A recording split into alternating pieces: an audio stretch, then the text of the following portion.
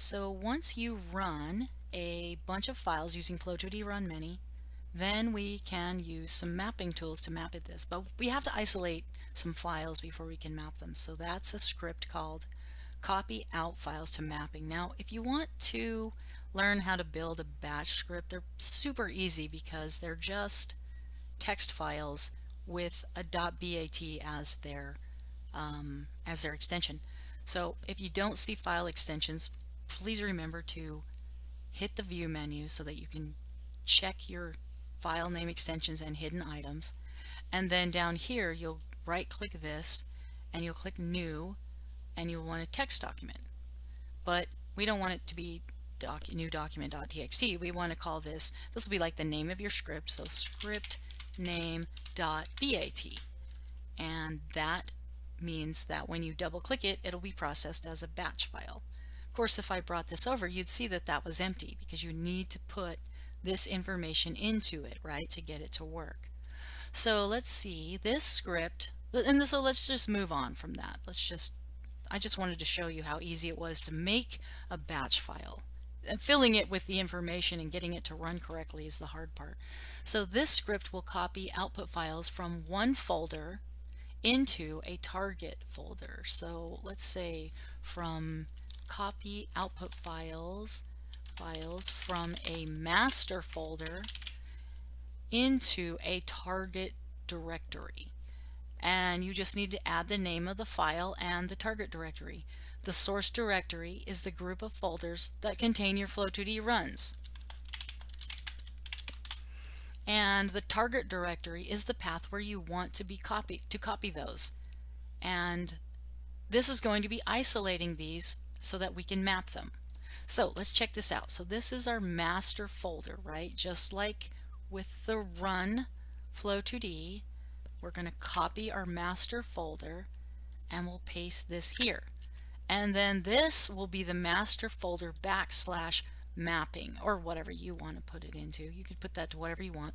So we will paste that also right here, and then / mapping. Now what this script is going to do is it's going to loop into the source directory, and it's going to find every folder in the source directory.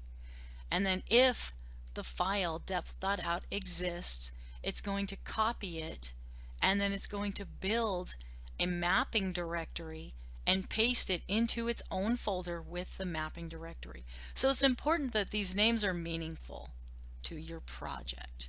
Alright, so let's save this and let's go over here and run it so you can see it in action.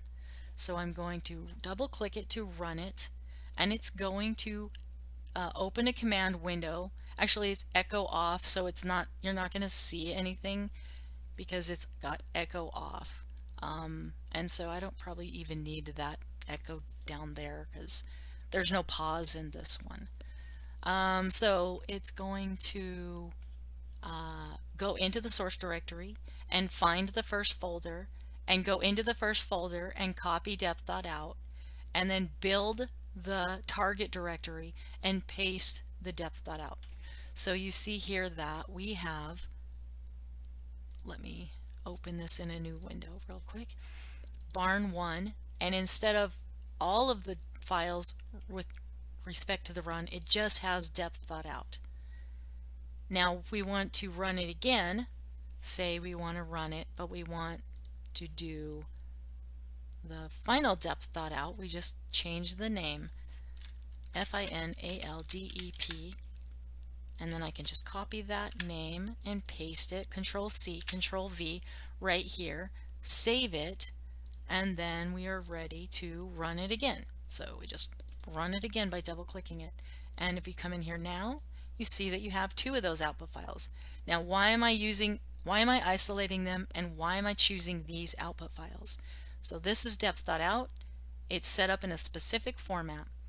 The format is grid element, X coordinate, Y coordinate, and then this is the depth column.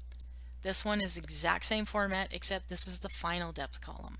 And there are loads of files in here that have that same format that you can copy into the mapping directory. And I think you can just look at them individually and see which of these files might work for you. Like that one wouldn't work. And that one would be okay.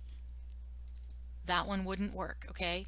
So what we're doing is we're isolating those so that when we go to map them, it's only looking for, when we go to map them, it's going to look for all of the output files in a specific path. It's going to look for all of the output files in this path. So we don't want it looking for files that it can't map because it can't rasterize them. And then the next step will be to rasterize these files.